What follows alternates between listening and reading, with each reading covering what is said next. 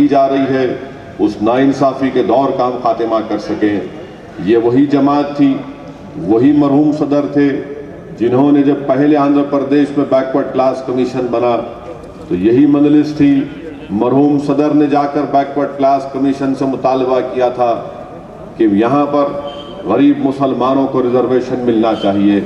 ये नुमाइंदगी on record उस वक्त मरहूम सदर ने की और उस वक्त मजलिस ने मुतालबा किया था कि उन लोगों को मिलना चाहिए जो इनकम टैक्स अदा नहीं करते। बाद में सुप्रीम कोर्ट ने क्रीमी लेयर का कॉन्सेप्ट के बारे में कहा। मजलिस हर मोड़ पर बेबाक तरीके से नुमाइंदगी करती आई है। हम पर इल्ज़ाम लगाने वाले बहुत से इल्ज़ामात लगाए, कभी हमको फ़िरका परस्त कहा गया, कभी हमको एक एक नई किस्म की हमको गालियां दी गई, क्या क्या नहीं कहा गया हमारे बारे में। मगर मजलिस ने कभी भी इन तनकीद करने वालों की तनकीद को या फिर इनकी रकेक हमलों को या फिर हमारी ज़ात पर जो हमले किए गए, कभी मजलिस के कायदीन ने इसका नोट नहीं लिया। मजलिस ने हमेशा आवाम के मसाइल को सामने रखकर अपनी पॉलिसियों को बनाया। मेरे अजीज़ दोस्तों, मेरे भाई, आप जानते हैं कि आज जिस दौर से हम गुजर रहे हैं, जो चैलेंजेस हमारे सामने हैं, अगर हम उन चैलेंजेस का मुकाबला करना चाहते हैं तो बेहद ज़रूरी है कि हम अपनी जमात को मजबूत कर सकें। मैं आपसे सिर्फ ये बताना चाहूँगा कि मजलिस पर इल्ज़ाम लगाया जाता है कि हम फ़िरका परस्त हैं। सवाल ये पैदा होता है कि मजलिस पर इल्ज़ाम लगाने वाले ये तो बताओ कि 1960 में जब पहला बल्दिया का इलेक्शन हुआ था, उस वक्त मजलिस के 20 अराकीन बल्दिया मुंतखब हुए थे। उस 20 अराकीन बल्दिया में 2 दलित भाई 1960 में मजलिस इत्तेहादुल मुस्लिमीन के प्लेटफॉर्म पर मुंतखब होकर आए। और जब मजलिस की इस कामयाबी को देखें तो रातों रात उस वक्त की कांग्रेस की गवर्नमेंट ने, उस वक्त हैदराबाद की बल्दिया अलग थी, सिकंदराबाद की बल्दिया अलग थी, मजलिस की गैर मामूली कामयाबी पर उस वक्त के कांग्रेस की हुकूमत परेशान हो गई और रातों रात जियो इशू किया गया और हैदराबाद की बल्दिया और सिकंदराबाद की बल्दिया को मिलाया गया। क्यों मिलाया गया? महज इसलिए मिलाया गया कि मजलिस की इतनी बड़ी कामयाबी हुई, उस कामयाबी के असर को रोकने के लिए किया गया।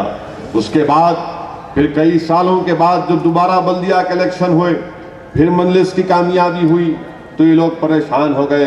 तो तेलुगु देशम के दौर में ये तमाम साजिश शुरू की गई। जो MCH था उसको GHMC किया गया। GHMC करने के बावजूद भी दूसरी बड़ी जमात मजलिस बनी तो हुकूमत और फ़िरका परस्त तंजीमें परेशान थी कि कैसे मजलिस को रोका जाए। मैं आपसे बताना ये चाह रहा हूँ कि इल्ज़ाम हमेशा यही लगता है कि फ़िरका परस्त है, फ़िरका परस्त है। हम ये बताना चाह रहे हैं कि सुप्रीम कोर्ट का एक बहुत बड़ा फैसला है, जिसको सुप्रीम कोर्ट के फैसले को हिंदुत्वा जजमेंट कहते हैं, जिसमें सुप्रीम कोर्ट ने हिंदुत्वा के बारे में साफ तौर पर बताया क्या है। उसी सुप्रीम कोर्ट के फैसले में सुप्रीम कोर्ट ने साफ और वाज़े तौर पर यह कहा कि अगर आप किसी कम्युनिटी के नाम पर वोट इसलिए लेते हैं कि उस कम्युनिटी के गुर्बत का खात्मा करने के लिए, अगर आप किसी कम्युनिटी के नाम पर वोट इसलिए लेते हैं कि आप उस कम्युनिटी में तालीमी पसमानदगी ख़त्म करना चाहते हैं, अगर आप किसी कम्युनिटी के नाम पर वोट लेते हैं ताकि उनसे नाइंसाफ़ी के दौर का खात्मा हो, तो सुप्रीम कोर्ट का फैसला कहता है कि ये कानूनन जुर्म नहीं है, ये कानूनन जुर्म नहीं है। अब बताइए आप, जब मजलिस ये तमाम पसमानद मजहब के खिलाफ है, बीजेपी मजहब के खिलाफ है, बीजेपी नफरत की सियासत करती है और नफरत की सियासत पर एक कम्युनिटी के खिलाफ नफरत पैदा करके, उसका डर पैदा करके ये संघ परिवार के लोग वोट हासिल करते हैं। मजलिस किसी हिंदू भाई से नफरत नहीं करती, मजलिस किसी मजहब के खिलाफ नहीं है। हम ये कहते हैं कि हमारी जो सियासी जद्दोजहद है वो क्या है कि यकीनन हिंदुस्तान की सबसे बड़ी अक़लियत मुसलमान है, उनसे इंसाफ नहीं हुआ। और जब मैं ये कहता हूं तो कौन सी फ़िरका परस्ती की बात है?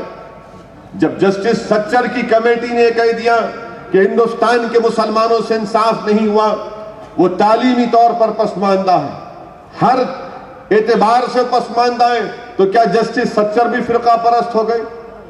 क्या वो तमाम जो उनकी फाइंडिंग्स थी, क्या वो तमाम उसकी रिपोर्ट में जो बताया गया आदद व शुमार देकर, वो तमाम के तमाम क्या फिरका परस्ती पर मुबन्नी थे? क्या वो तमाम नेशनल सैंपल सर्वे, वो तमाम 2001 का सर्वे, क्या वो तमाम गलत है?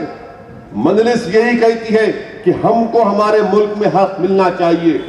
संघ परिवार फिरका परस्त ताकतें क्या समझती हैं? अगर बीजेपी और आरएसएस को समझना है तो मैं नौजवानों को दावत दूंगा कि आप बीजेपी के वेबसाइट के ऊपर पंडित दीनदयाल उपाध्याय की एक आर्टिकल है जिसको बड़े फख्र के साथ हर संघ परिवार का आदमी बोलता है कि इंटीग्रल ह्यूमैनिज्म। पंडित दीनदयाल उपाध्याय ने क्या लिखा? पंडित दीनदयाल उपाध्याय ने लिखा कि अगर मुसलमानों पर आप भरोसा नहीं कर सकते, साफ और वाज़ेह अल्फाज में उसमें लिखा गया, इन पर किसी चीज का भरोसा नहीं कर सकते। बताइए आप कौन फिरका परस्ती की बात कर रहा है? क्यों आप भरोसा नहीं कर सकते हम पर? किस बुनियाद पर भरोसा आप नहीं कर सकते? क्या आप ठेका लेके रखे हैं कि आप सर्टिफिकेट देंगे तो मैं वफादार, अगर आप नहीं देंगे तो मैं यहां का गद्दार? यही चीजों के खिलाफ मजलिस आवाज उठाती है। और आज आप देख रहे हैं कि आने वाले असेंबली और पार्लियामेंट इलेक्शन में कांग्रेस, मुझे नहीं लगता कि कांग्रेस संघ परिवार से मुकाबला कर सकेगी। हर जगह कांग्रेस कमजोर हो चुकी है। हमारे रियासत में क्या मौकफ है कांग्रेस का? ऐवान असेंबली में देख लीजिए कि जो तेलंगाना के कांग्रेस के लीडर हैं वो चीफ मिनिस्टर को नहीं मानते, जो चीफ मिनिस्टर हैं वो तेलंगाना के कांग्रेसियों को नहीं मानते। एक ही पार्टी में है और मुख्तलिफ ग्रुप में बटे हुए हैं। ये कैसे मुकाबला करेंगे आरएसएस संघ परिवार का? और क्या हो रहा है हम देख रहे हैं। पिछले 15 दिन में 4 ईसाई पादरियों को जान से मार दिया गया। विकाराबाद में एक पादरी को मारा गया। इतनी बुरी तरह से ये आरएसएस के लोगों ने उस पर चाकू से हमला किया कि उसके फेफड़े खराब हो गए। उसके इतना पेट पर ऐसी ऐसी चाकू से मार मारे कि 2 दिन वेंटिलेटर पर यशोदा दवाखाने में था। वो ईसाई पादरी उसके बाद खत्म हो गया। कौन जिम्मेदार है इसका? यही तो मैं बताना चाह रहा हूं कि फिरका परस्ती की बात करने वाले, फिरका परस्ती का इल्जाम लगाने वाले और हर बार यही बोलते कि अकबरुद्दीन की स्पीच। अरे मैं तुमसे ये पूछना चाह रहा हूं, हम साफ और वाज़ेह तौर पर कह रहे हैं कि हमको अदलिया पर भरोसा है। जिस तरह वरुण गांधी को अदलिया ने बाइज्जत बरी किया, हमको अल्लाह की जात पर पूरा भरोसा है कि हिंदुस्तान की अदलिया भी अकबरुद्दीन ओवैसी को इस मुकदमे में बाइज्जत बरी करेगी। हम बताएंगे इंशाअल्लाह होता है। मगर सवाल यह पैदा होता है जब आप हेट स्पीच की बात करते हैं, मैं उन लोगों से पूछना चाहता हूं कि हेट स्पीच क्या है फिर? अटल बिहारी वाजपेयी ने 5 दिसंबर 92 को यह तकरीर नहीं की थी, एक दिन पहले बाबरी मस्जिद को शहीद करने से पहले, कि इस धरती को समताल होना पड़ेगा अगर हमारी बात को नहीं मानेंगे? क्या वो हेट स्पीच नहीं थी? जिन लोगों ने नारा लगाया था, नौजवान आज यहां पर हैं जो शायद उस वक्त उनकी पैदाइश होगी 1992 में, उस वक्त एक नारा लगाया गया था कि एक झटका और दो, बाबरी मस्जिद को तोड़ दो। क्या वो हेट स्पीच नहीं था? कितने लोगों को बुक किया गया था? कितने लोगों के खिलाफ मुकदमे आयद किए गए? किसी के खिलाफ मुकदमा आयद नहीं किया गया। कि यही आज बीजेपी का जो वजीर आजम का उम्मीदवार नरेंद्र मोदी, क्या इसने नहीं कहा था गुजरात में, क्या इसने गुजरात में नहीं कहा था 2002 में? अगस्त का आउटलुक मैगजीन उठाकर देख लीजिए, अगस्त 2002 का आउटलुक मैगजीन उठाकर देख लीजिए, जिसमें लिखा गया कि नरेंद्र मोदी, क्या ये हेट स्पीच नहीं थी? क्या उसी इंतखाबात में नरेंद्र मोदी ने नहीं कहा था? उस वक्त हमारे चीफ इलेक्शन कमिश्नर लिंगडो साहब थे जो आज हैदराबाद में रहते हैं, इनका नाम लेकर कहा जेम्स लिंगडो, ये ईसाई है, ये रोम से आए हैं। क्या ये हेट स्पीच नहीं थी? अरे हर चीज आपको खोल खोल के बता सकती मजलिस, मगर इनके पास हमारी बात आई तो हम मुजरिम हो गए, बगैर अदालत के फैसले के हम मुजरिम हो गए और आप दूध के धुले हुए हैं। परसों इंतखाबात हुए गुजरात के, तो क्या उसमें मोदी ने नहीं कहा कांग्रेस के? याद रखिए खतरे की बात है। इंडिया फर्स्ट की बात करने वालों, मुझे ये बताओ, हिंदुस्तान जो है एक गुलदस्ता है, हिंदुस्तान जिसमें हर लोग के किस्म के लोग रहते हैं, हिंदू रहते हैं, ब्राह्मण रहते हैं, उनकी तहजीब अलग है, क्षत्रिया की तहजीब अलग है, रेड्डियों की तहजीब अलग है, कम्माओं की तहजीब अलग है, दलित भाइयों की तहजीब अलग है। हमारे ओबीसी में कई ग्रुप हैं, यादवा है, पद्माशाली है, मुनुर कापू है, इनकी तहजीब अलग है। तो क्या इन सबको एक कर देंगे आप? नहीं कर सकते आप। हिंदुस्तान अगर है तो इसी चीज की वजह से हमारे मुल्क में जो अंग्रेजी का लफ्ज है डाइवर्सिटी, ये डाइवर्सिटी दुनिया के किसी मुल्क में नहीं है जो हमारे हिंदुस्तान में। मगर बीजेपी आरएसएस क्या बोलती? नहीं, खाली आला जात के लोगों की सोच और फिक्र गालिब आ जाना, यहां पर कोई डाइवर्सिटी नहीं रहना, यहां पर दलितों की तहजीब खत्म कर दो, कबायलियों की तहजीब खत्म कर दो, और फिर ये तमाम तमाशे। इसलिए इंडिया फर्स्ट की बात करने वालों, तुम हिंदुस्तान के दस्तूर को नहीं पढ़े, और पढ़ भी चुके तो तुम उसके खिलाफ काम करने की बात करते हो। पढ़ो कभी जाके नौजवानों, हिंदुस्तान का दस्तूर दफा 25 से 30 तक क्या कहता है। दस्तूर की दफा 25 से 30 ये कहता है कि मुसलमानों की तहजीब, मुसलमानों की मजहबी शनाख्त को बचा के रखना, यही इसका स्पिरिट है। दफा 25 से लेकर दफा 30 तक जो हमारे मुल्क का फंडामेंटल राइट है। कैसे आप कहेंगे कि इंडिया फर्स्ट, फिर बीजेपी बोलती, मोदी बोलता कि सबका विकास सबका साथ। कहां का विकास? गुजरात में प्री मैट्रिक स्कॉलरशिप मुस्लिम बच्चों को नहीं दी जाती। गुजरात में 2 कानून बनाए गए। क्या कानून बनाया गया गुजरात में? कि अगर आप अपना मजहब तब्दील करना चाहते हैं तो नहीं तब्दील कर सकते। यह कानून बनाया गया गुजरात में। यह और बात है कि गवर्नर ने उस पर दस्तखत नहीं की, कानून नहीं बना, मगर असेंबली में तो बिल पास हुआ। अब बताइए, सबका विकास सबका साथ कहां पर हुआ? इंडिया फर्स्ट कहां पर हुआ? इंडिया फर्स्ट नहीं, हिंदुत्व फर्स्ट की बात करने वाले ये लोग। ये आरएसएस की तहजीब को, उसकी सोच को अगर आरएसएस को समझना है तो इंशाअल्लाह कभी एक जलसे में गुरु गोलवालकर की जो किताब है बंच ऑफ थॉट्स के एक एक सफों को आपके सामने रखूंगा, जिससे आप खुद महसूस करेंगे कि कितना जहर इसमें है हमारे ताल्लुक से, कितना जहर दलितों के आस्ते है, कितना जहर हमारे ओबीसी भाइयों के आस्ते है। और बीजेपी सबको धोखा दे रही है। आरएसएस इनका असल ताकत है, जो नागपुर में बैठकर जो फैसला करते ये लोग, आरएसएस उस पर अमलवारी करती, और फिर आरएसएस वाले बयान देते कि बच्चे पैदा करो। अरे आप खुद शादी नहीं करते और दूसरों क्यों बोल रहे आप बच्चे पैदा करो? कोई आरएसएस का जो नागपुर में बड़े बड़े कायदीन हैं, जो खाकी चड्डी पहनकर बड़े बड़े परेड करते सुबह शाम, कोई शादी नहीं करते, और ये कहते नहीं मुसलमान की आबादी बढ़ रही। कहां हमारी आबादी बढ़ रही? गलत बात है। आदादो शुमार इस बात को बताते कि हमारी आबादी इस तरह से नहीं बढ़ रही। 2001 का सेंसस आया, उसने कहा कि यकीनन तमाम तबकों में हमारी आबादी ज्यादा है, मगर हमारी आबादी का ग्रोथ रेट गिरा। तो ये आरएसएस बोलती नहीं आबादी बढ़ रही, पूरा इनका कब्जा हो जा रहा। कहां कब्जा हो रहा? अगर कब्जा भी हो गया तो कौन सा बुरी बात है? क्या मुल्क हमारा नहीं है? क्या हम हिंदुस्तान से वफादारी नहीं कर सकते? अरे जहां पर हमने 700 साल जहां बानी हुकूमत की, जबकि हमने हर चीज इस मुल्क के लिए की, क्या दोबारा नहीं कर सकते? और आपने क्या किया बताइए। इसीलिए मैं अजीज दोस्तों समझने की जरूरत है। और अफसोस यह है कि बीजेपी टीडीपी के साथ मिलकर इलेक्शन लड़ने वाली। तेलुगु देशम नुकसान उठाई। 2004 में तेलुगु देशम की धज्जियां उड़ गई। कहां उसके 180 एमएलए और 45 पे नायडू आ गए थे, बीजेपी के साथ सफर किए थे, मगर आज दोबारा अलायंस करने जा रहे हैं। और ये दोनों मिलकर ये समझ रहे हैं कि इनकी सीटों में इजाफा होगा। चंद्रबाबू नायडू ख्वाब देखने के आदी हैं। चंद्रबाबू नायडू बाजों ऐसा लगता है कि उनके ससुरे एक्टर थे तो उन्होंने समझते कि मेरी फिल्म भी सुपर हिट हो जाएंगी।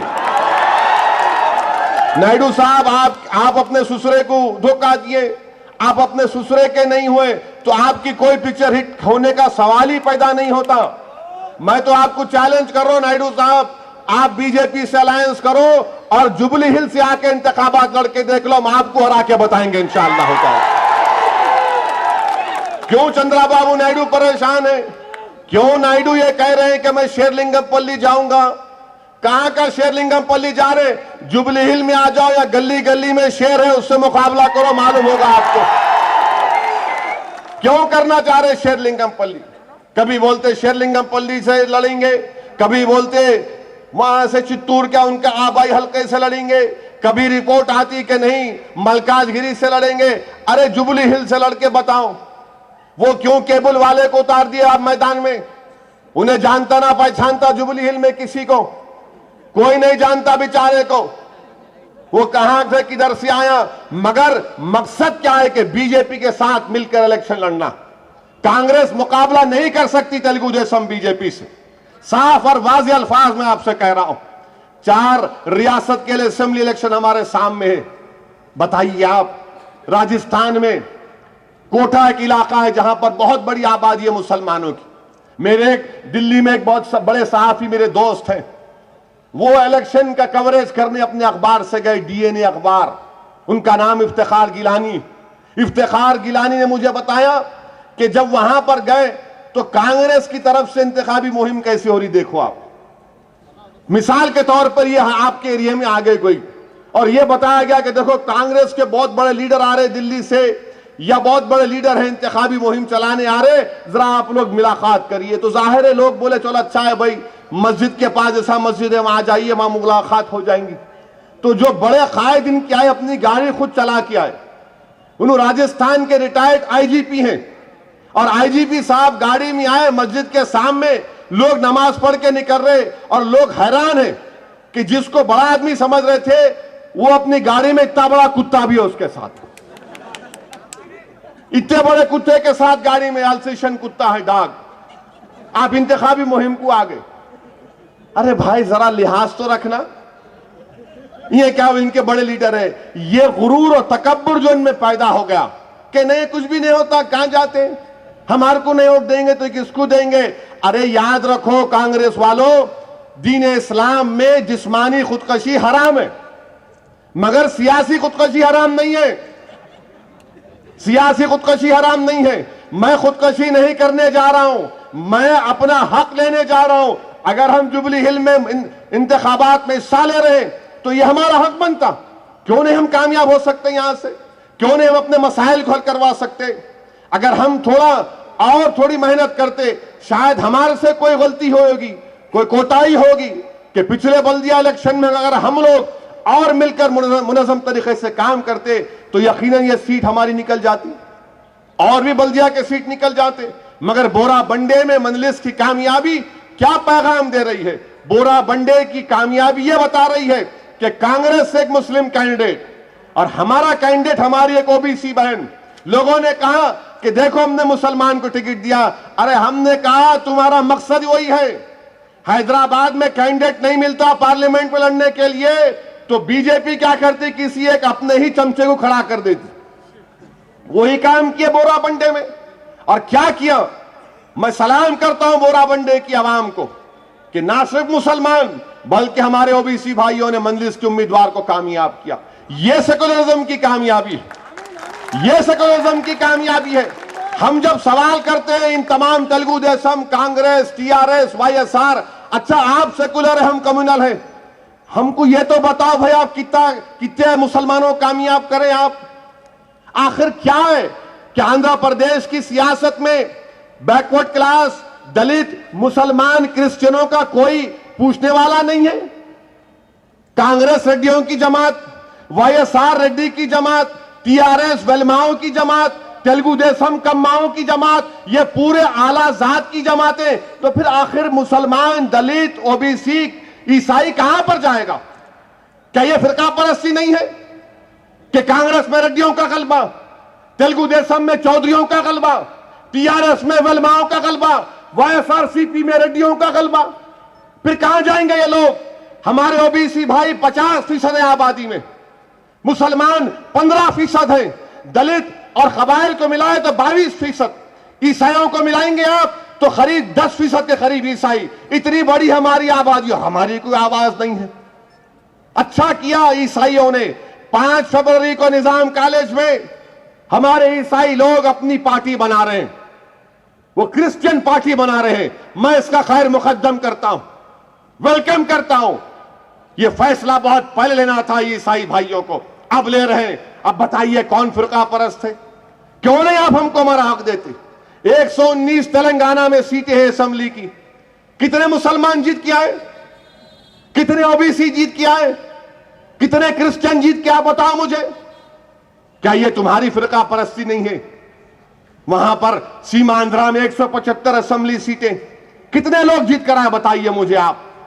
यही फिरका परस्ती के खिलाफ आपको हमको आवाज उठाना है। और तेलुगु देशम बीजेपी से मिलने के बाद ये हम तमाम के लिए एक लम्हे फिक्र है।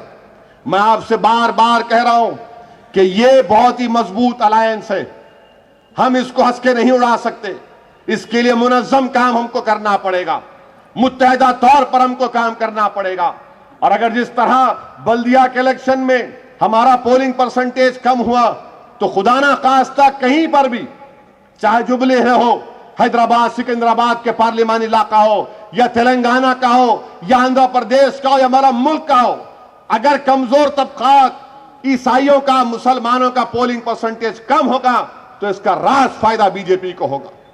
इसका राज फायदा बीजेपी को होगा। इनकी पूरी कोशिश यही है कि हर जगह पर फिरका परस्ती के माहौल को पैदा कर दो। डेवलपमेंट की बात नहीं कर रहे, अब रास बात कर रहे हैं। असल अपने एजेंडे पे आ गई आरएसएस। गोवा के जलसे में मोदी ने कह दिया कि गोवा वाहिद रियासत है जहां पर यूनिफॉर्म सिविल कोड है। बताइए आप, यूनिफॉर्म सिविल कोड आज भी इनके एजेंडे में शामिल है। बाबरी मस्जिद की जगह मंदिर की तामीर इनके एजेंडे में आदमी शामिल है। हर जगह इनके पास शामिल है। और जो लोग नरेंद्र मोदी से अच्छे की उम्मीद कर रहे हैं, वो भूल रहे कि ये वो शख्स है जो 14 साल की उम्र से आरएसएस से वाबस्ता है, जो 14 साल की उम्र से आरएसएस से वाबस्ता है। इससे अच्छे की उम्मीद नहीं कर सकते। और वो शख्स जिसके नाक के नीचे गुजरात में खून की होली खेली गई, वो शख्स जिसके नाक के नीचे गुजरात की तमाम अहमदाबाद की गली कूचों में घरों को जलाया गया, मासूम इंसानों का कत्ल हुआ, और लोग कहते नहीं कब तक आप याद करेंगे?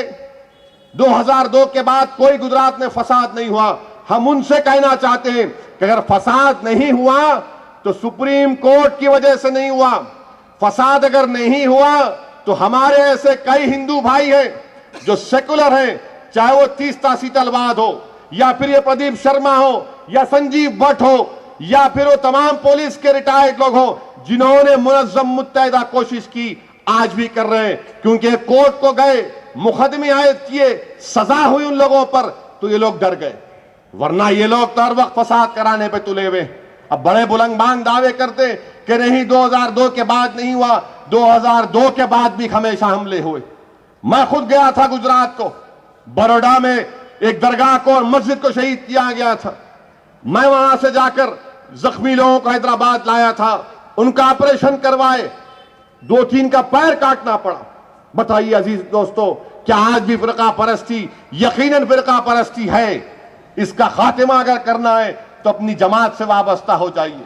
आज लोग तंग हैं, चाहे कांग्रेस हो, तेलुगु देशम हो, बीजेपी हो, आवाम देख रही है कि इनके पास कोई नई चीज नहीं है, वही पुरानी बात कर रहे हैं। मेरी आपसे गुजारिश है कि आप अपनी जमात को मजबूत करिए।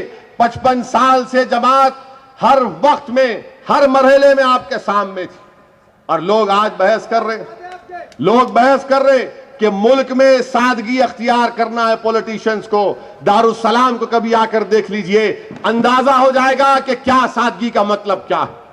नौजवानों, मैं तुमको दावत देता हूं, कभी आओ दारुस्सलाम को, आकर देखो हम कैसा काम करते हैं। लोग तो बहुत बातें करते हैं, देखो एक कमरे में पूरे एमएलए बैठते, एक हाल में अराकीन बल्दिया बैठते, कोई भी जाकर मुलाकात कर सकता, कोई रोकने वाला नहीं है, कोई दरवाजे बंद नहीं है, कोई सिक्योरिटी गार्ड रोकता नहीं है। आप जाइए, जाके बात करिए। अरे हद तो ये हो गई कि मामूली कारपोरेटर या एमएलए से मिलना है तो एमएलए साहब अपना फोन नहीं उठाते, पीए फोन उठाता उनका। अरे वो आज मजलिस इत्तेहादुल मुस्लिमीन का मिजाज।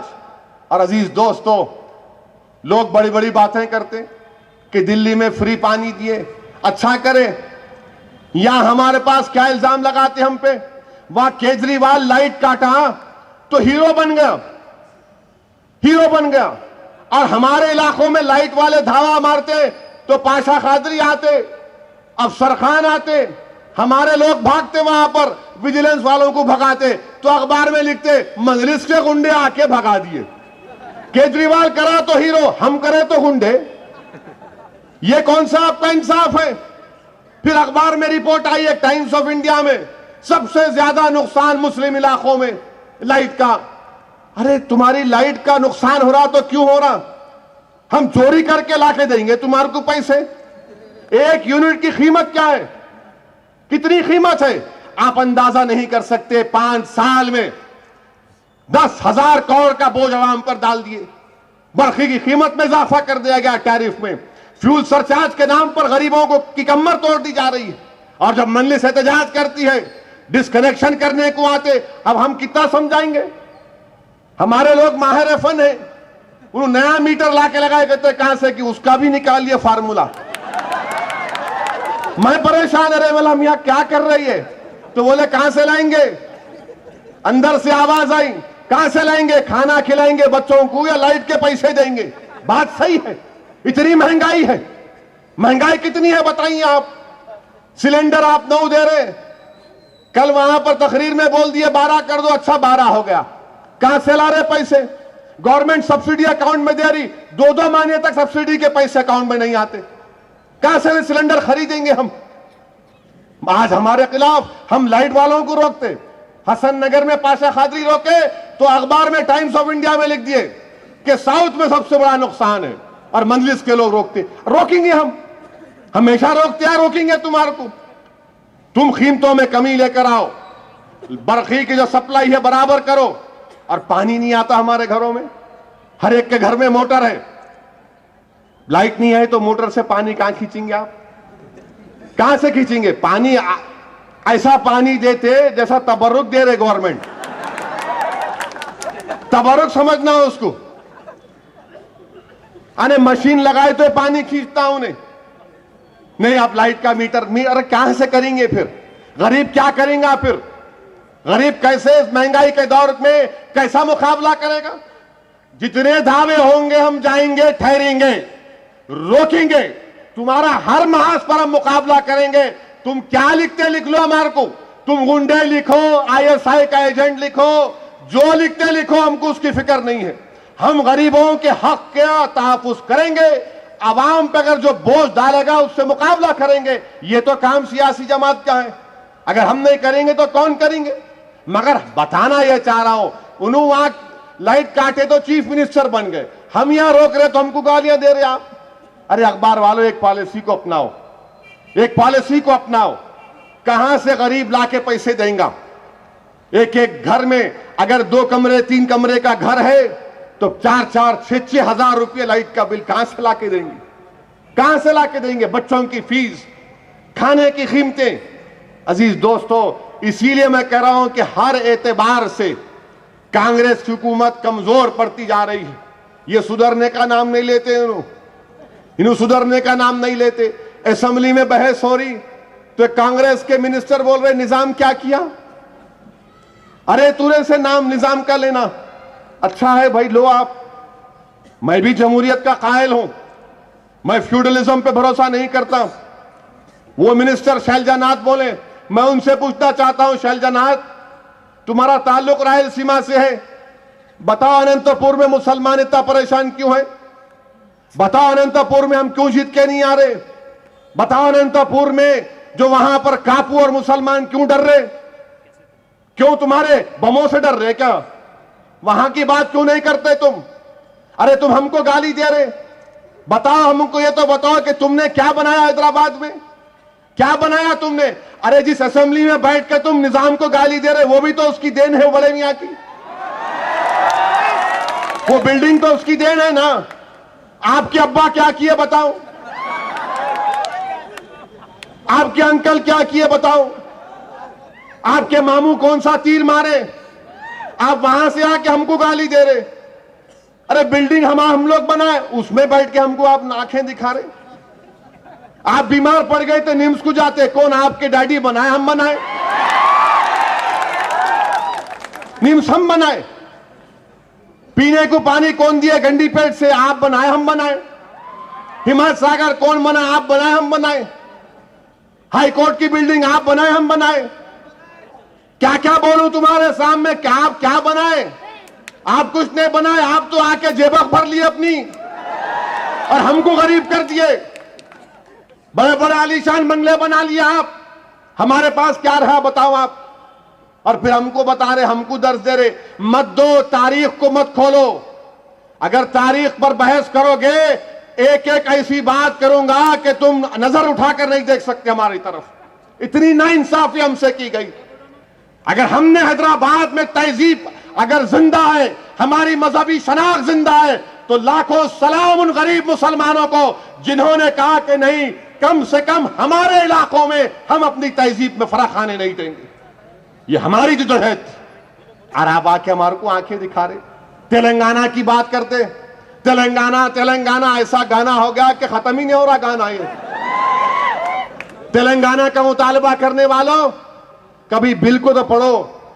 हर कांग्रेसी को हवस है मैं चीफ मिनिस्टर बन जाना, गिरके पर बन जाना, लंगड़ते बन जाना, डाइव मार के बन जाना, किसी को लात मार के, मगर मैं बन जाना। अरे बन जाओ भाई, अच्छा है आप बन जाओ, मगर ये भी तो देखो ये कौन सा इंसाफ है। हैदराबाद का law and order incharge governor रहेंगे कहते, गवर्नर के पास लॉ एंड ऑर्डर रहेगा। क्या ये हिंदुस्तान के कॉन्स्टिट्यूशन के खिलाफ नहीं है? हमारे दस्तूर की लिस्ट 2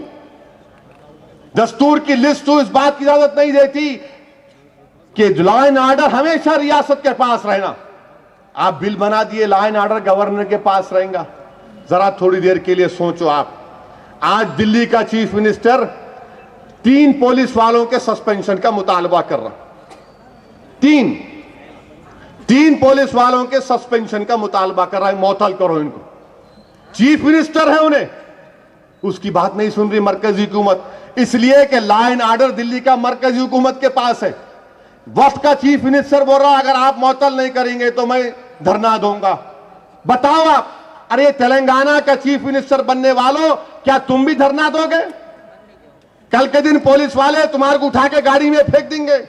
ये हजरत पुलिस है, इनसे लड़ना खाली हमारे को आता, आपकी बस की बात नहीं है। आपकी बस की बात नहीं है। जब तक आप पावर में रहे आप बड़े शान करते, पावर निकल गया तो आप घर से बाहर नहीं निकलते। हमारा एक दिल गुर्दा है, मार खाते, लड़ते, ठहरते, छुड़ाते, रातों में जाते, हर जगह करते। मगर ये कैसे तेलंगाना के कायदीन है? ये गवर्नर लॉ एंड ऑर्डर का इंचार्ज, गवर्नर साहब क्या करेंगे?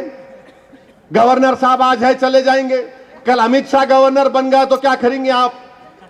क्या करेंगे आप बताइए? टारगेट हम बनेंगे, हमको टारगेट बनाया जाएगा, दलितों को टारगेट बनाया जाएगा, क्रिश्चियनों को टारगेट बनाया जाएगा। क्या वकाराबाद में नहीं हुआ?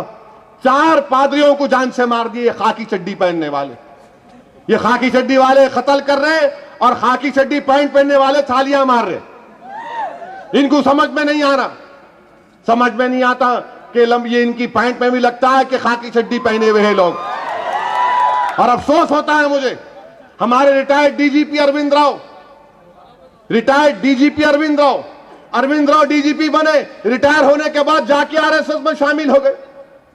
अरे क्या है बताइए आप? क्या हमारे मुल्क में कानून नहीं बनना कि जो गवर्नमेंट सर्विस में रहता है रिटायरमेंट के 2 साल तक वो किसी तंजीम से वाबस्ता ना हो, वो जाके बैठ गए आरएसएस में? बताइए, हर एतबार से पूरी कोशिश की जा रही है। तेलंगाना का जो बिल है हमको वो मंजूर नहीं है। अगर इस हाल में बिल आएगा तो मजलिस इसकी मुखालिफत करेगी। आप बताइए, हाई कोर्ट, तेलंगाना का हाई कोर्ट नहीं रहेगा कहते। अरे कैसा है भाई? नौकरियों के वास्ते यूनियन पब्लिक सर्विस कमीशन जिम्मेदार रहेगा, तेलंगाना में पब्लिक सर्विस कमीशन नहीं बनेगा। अरे दारुल हुकूमत क्या मतलब? कॉमन कैपिटल रहेगा। अरे कैसे कॉमन कैपिटल है भाई? किसी का एक का कैपिटल रह सकता? अगर आप बोलेंगे ना ये हिंदुस्तान का कैपिटल दिल्ली है, हिंदुस्तान का कैपिटल तो कोई दूसरे मुल्क में तो नहीं हो सकता ना, कोई दूसरे स्टेट का कैपिटल दूसरे रियासत में नहीं हो सकता, तो कैसे एक रियासत का कैपिटल दारुल हुकूमत हैदराबाद में 2 का रहेगा? अरे आखिर किस्सा क्या है भाई? कौन कर रहा है फैसले ये? और फिर ये बिल में ये एक और चीज, अगर तेलंगाना बन गया तो आंध्रा का इलेक्शन हो जाएगा, तेलंगाना का असेंबली इलेक्शन नहीं होगा। या तो रिजर्वेशन की 2-3 सीटें खत्म होगी, या फिर अराकीन असेंबली के नंबर्स में इजाफा होगा और प्रोविजनल असेंबली का जिक्र है। अरे तेलंगाना के लिए लड़ने वालों, जरा बिल को तो पढ़ो। खाली बिरयानी पर नजर है तुम्हारी, बोटी मेरी प्लेट में आती नहीं आती। 600 बच्चे खुदकुशी करके मर गए, कम से कम उनकी खुदकुशी को तो याद करो। उनकी खुदकुशी याद नहीं है, इनको सिर्फ देख रहे कि कब देख खुलेंगी, खाजा का लंगर है, लूट के भागूंगा मैं। देख पे नजर है खाली इनकी, अब खुलती देख, अब खुलती, खुशबू आ रही, अब मैं बास तो बोल रहे पूरी देख को लेके भाग जाऊंगा मैं। अजीब व गरीब है ये लोग। अरे देखो तुमको क्या मिल रहा है, बगैर हैदराबाद के कौन सा तेलंगाना, क्या तेलंगाना? क्या तुम्हारी इज्जत, तुम्हारे इज्जत नफ्स तुमको इजाजत देता कि हैदराबाद पर किसी और का कब्जा हो? आप जब तेलंगाना दे रहे हैं तो हैदराबाद क्यों नहीं देते पूरा आप? क्या आपको इन पे भरोसा नहीं है लोगों पर? कौन सी बात है ये? क्या आपको हम पर भरोसा नहीं है कि हम यहां पर नहीं रहते हैं? अरे हम मजलिस क्या बोल रही है कि हैदराबाद सबका है। मजलिस सख्ती से कही कि सेटलर, किसी को आप सेटलर नहीं पुकार सकते, इसको कानूनन जुर्म बनाओ आप। सब बराबर हैं, हम सब हिंदुस्तानी हैं, इस मुल्क के बाइज्जत शहरी हैं, नंबर 1 के शहरी हैं, नंबर 2 के नहीं हैं। मगर सेटलर पुकारते, सेटलर पे क्यों कानून नहीं बनाते आप? और फिर ये बोलते नहीं सेटलर को ऐसा, कोई सेटलर को कुछ नहीं होगा। अगर किसी हमारे सीमांध्रा के लोगों को तकलीफ है तो आधी रात को बुलाइए आप श्रीशैलम को, आधी रात को बुलाओ नायडू को, आप हमको बुलाइए आप, हम आपके घर के सामने चौकीदार का काम करेंगे। कुछ नहीं होगा आपको। आपको रहना है हैदराबाद में, आपको हैदराबाद की तरक्की में हिस्सा लेना है, आपको हैदराबाद को मजबूत करना है। यकीनन सीमांध्रा के लोगों का एक रोल है यहां पर, इसको कोई डिनाई नहीं कर सकता। हमारे सीमांध्रा के भाइयों को हैदराबाद में रोकना है। हमारी कामयाबी यह होगी जब उनको रोकेंगे। और मैं हमारे सीमांध्रा के भाइयों से कहना चाह रहा हूं कि आंख खोलो, आप देखो इन लोगों को, जो एक तो आपको सेटलर पुकार रहे और फिर एक तेलुगु देशम की अलग दोगली पॉलिसी। चंद्रबाबू नायडू अपने आप को निजाम सरकार समझ रहे। मेरी 2 आंख, एक आंख तेलंगाना कहते, एक आंख वो।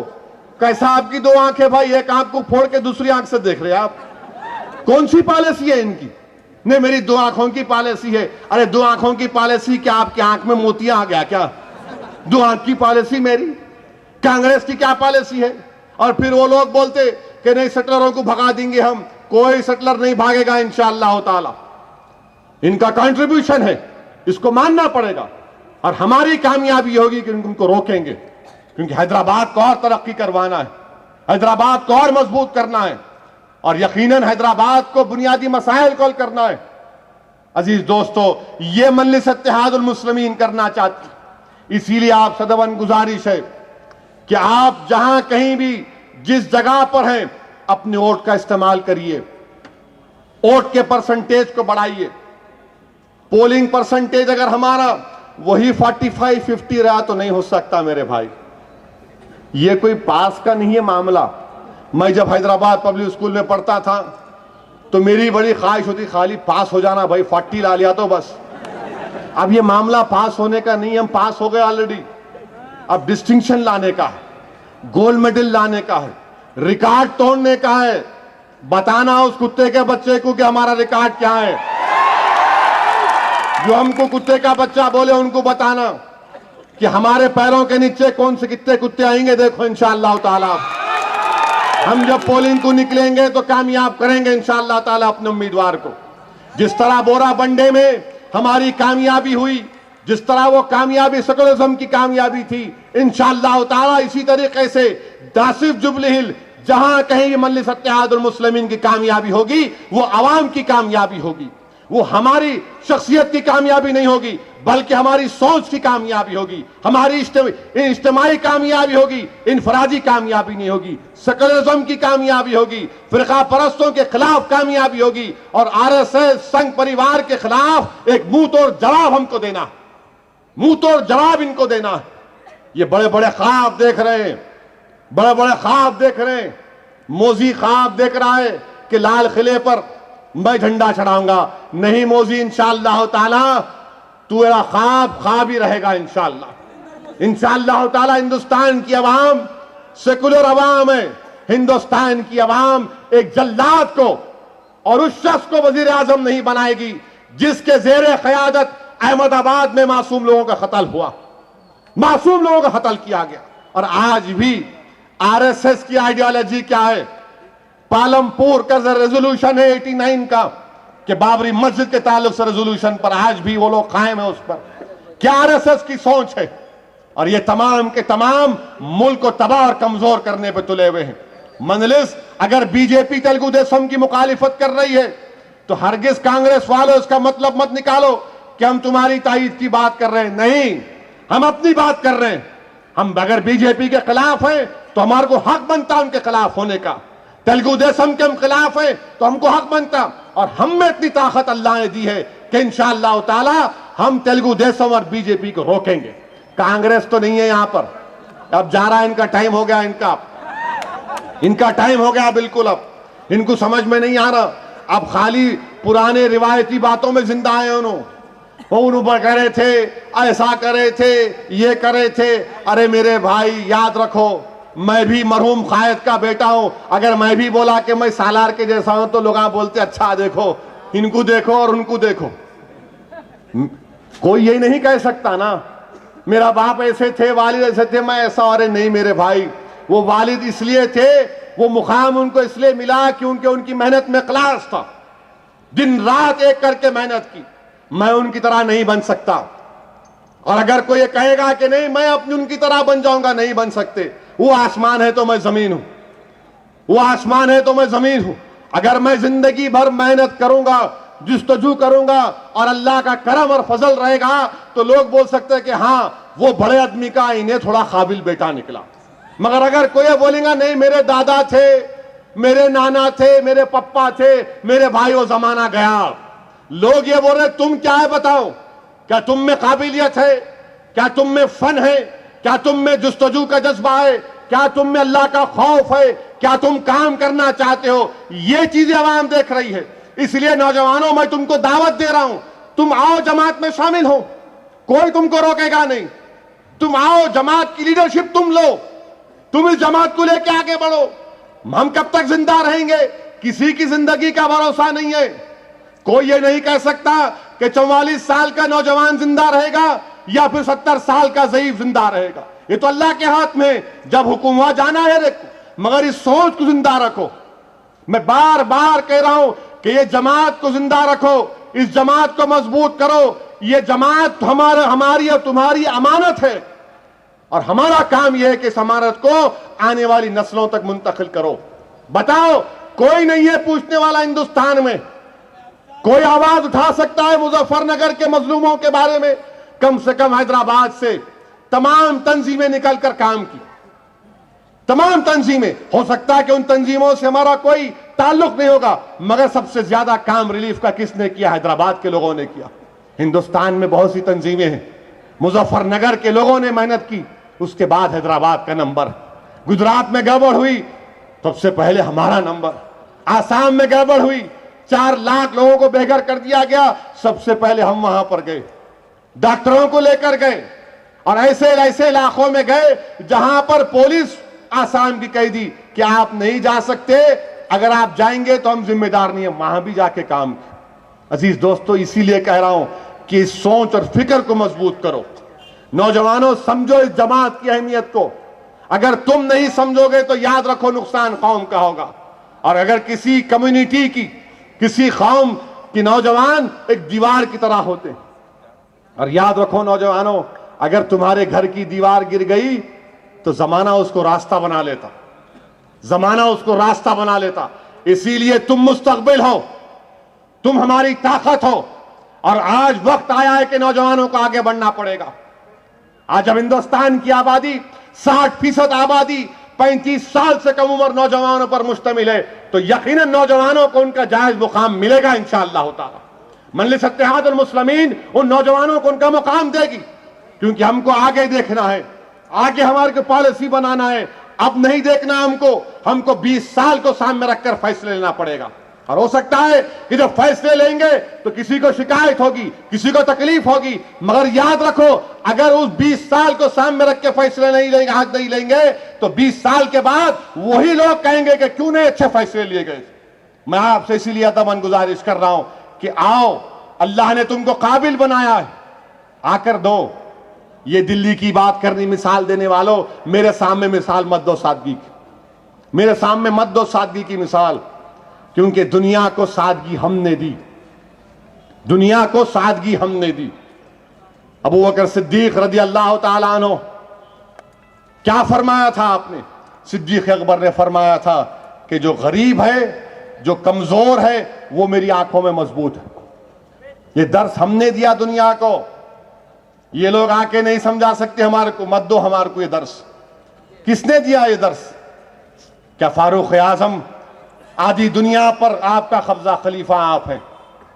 एक बैरूनी मुल्क का सफीर आता है, सफीर आता है और आकर पूछता कहां है वक्त का खलीफा?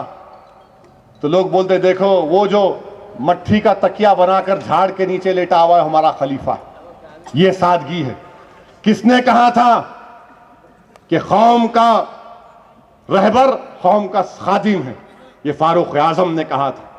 किसने कहा, किसने सादगी की मिसाल दी कि नहीं मैं लाल बत्ती गाड़ी नहीं लूंगा, मैं सिक्योरिटी नहीं लूंगा? अरे फारूक आजम ने मिजाज दिया, फारूक आजम ने मिजाज दिया ये कि फातेह बैतुल मुकद्दस हैं और बारी गुलाम की है बैठने की सवारी के ऊपर, तो वक्त का खलीफा जानवर को पकड़ के दाखिल हो रहा बैतुल मुकद्दस में। ये सादगी हमने दी। पानी की फ्री देने की बात कर रहे, अच्छा किए, मगर ये मिजाज भी हमने दिया। वही बीरे रूम मदीने में उस्मान गनी ने खरीदा था और खरीद के सरकार के कदमों में रख दिया, क्या रसूल अल्लाह ये पानी का कुआं आपके कुर्बान कर रहा हूं। ये नहीं देखा कि इस पानी से यहूदी भी पानी पीएंगे। ये हमारा मिजाज है। लोग आज इंसाफ की बात कर रहे, इंसाफ इंसाफ नहीं मिल रहा। अरे इंसाफ की बात करने वालों, हजरत अली की वसीयत को पढ़ लो कि हमला करने वाला पकड़ा गया तो वसीयत कर रहे हैं कि इसको मारना नहीं, इसको खाना खिलाओ, इस पर मुकदमा चलाओ, उसको सजा दो। वो लोग बात करते हैं अनानियत नहीं रहना। अरे जिसी को हजरत अली से दुनिया वालों के जंग में हैं, दुश्मन पर तलवार वार करने वाले हैं, वो थूक दिया आपकी जिस्म मुबारक पर, शेर खुदा उठ गए, बोले कि नहीं तेरे पे हमला नहीं करूंगा क्योंकि मैं लड़ रहा था तो खालिस अल्लाह के लिए, अब अगर वार करूंगा तो मेरा नफ्स बीच में आ जाएगा। ये मिजाज हमने दिया, ये मिजाज तुमने नहीं दिया हमको। लोग नई पार्टी बना सकते हैं मगर दुनिया को मिजाज सादगी का हमने दिया। आज दुनिया बोल रही है गरीबों को साथ लो। अरे कोई कुरान तो पढ़ लो, कुरान में क्या लिखा गया? कुरान में अल्लाह फरमा रहा है रसूलुल्लाह सल्लल्लाहु अलैहि वसल्लम को, जब पैसे वाले आकाए दो आलम से अकेले में आकर मिलना चाह रहे थे तो अल्लाह फरमा रहा है कि मेरे महबूब इन गरीबों को दूर मत करो, इन गरीबों को दूर मत करो। बताओ ये मिजाज हमने दिया दुनिया को। आज दुनिया के हमको मत दिखाओ आईना। हाँ गलती हम में है कि हमने अपने मनसब को भुला दिया, हमने अपने तमाम असलाफ की कुर्बानियों को भुला दिया, हमने अपने हीरोज की कुर्बानियों को भुला दिया। आज हमारे हीरो नाचने गाने वाले, हमारे हीरो नाचने गाने वाले हैं। हमारे हीरो मुसैब बिन उमैर नहीं है, हमारे हीरो वो नंगा नाच करने वाले हमारे हीरो हैं। हमारे हीरो इमाम हुसैन नहीं।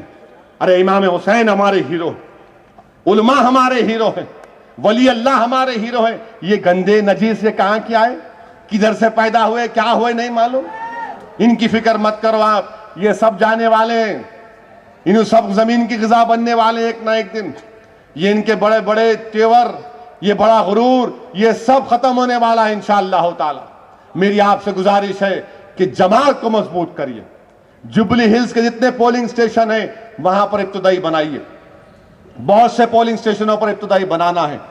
मंजलिस की ब्रांच बनाइए, लोगों को तरगीब दीजिए। अभी से SMS कैंपेन स्टार्ट करो, यूट्यूब पे जाओ, यूट्यूब पे कितना करे संघ परिवार वाले, अकबरुद्दीन ओवैसी की तकरीर को यूट्यूब पे इतना डाले, यूट्यूब भी मेरे को मालूम होगा, नहीं तो नहीं यूट्यूब मैं जरा क्या है जी यूट्यूब, उधर ये यूट्यूब है। फेसबुक पे जाओ, कैंपेन स्टार्ट करो, आप सोशल मीडिया का इस्तेमाल करो, तरगीब दो एक दूसरे को कि भाई निकल के वोट डालना है, नामों का इंदराज कराओ। पोलिंग परसेंटेज में इजाफा करो, ताकि हम लोग अभी से शुरू करेंगे मुहिम। देखो कैसा मोदी तैयारी कर रहा, मोदी कैसी तैयारी कर रहा, हर वक्त कुछ ना कुछ नई नई तमाशे कर रहा है। और लोग अगर नहीं समझेंगे दुश्मन की चाल को तो खुदा ना खास्ता हमको तकलीफ होगी। इसीलिए अजीज दोस्तों, मुत्तहिद रहिए, सबको साथ लेकर हमको आगे बढ़ना है। और इंशाअल्लाह ताला मुझे अल्लाह की जात पर पूरा भरोसा है कि जरूर अल्लाह सुब्हानहू ताला अपने फजल और करम से हमको हर जगह पर अल्लाह कामयाब करेगा। वाखिर दावन अल्हम्दुलिल्लाह रब्बिल आलमीन। निगरान जलसा सदर सुन्नी मजलिस इत्तेहादुल मुस्लिमीन के खिताब के बाद आज का ये जलसा इख्तिताम की मंजिल पर पहुंचा।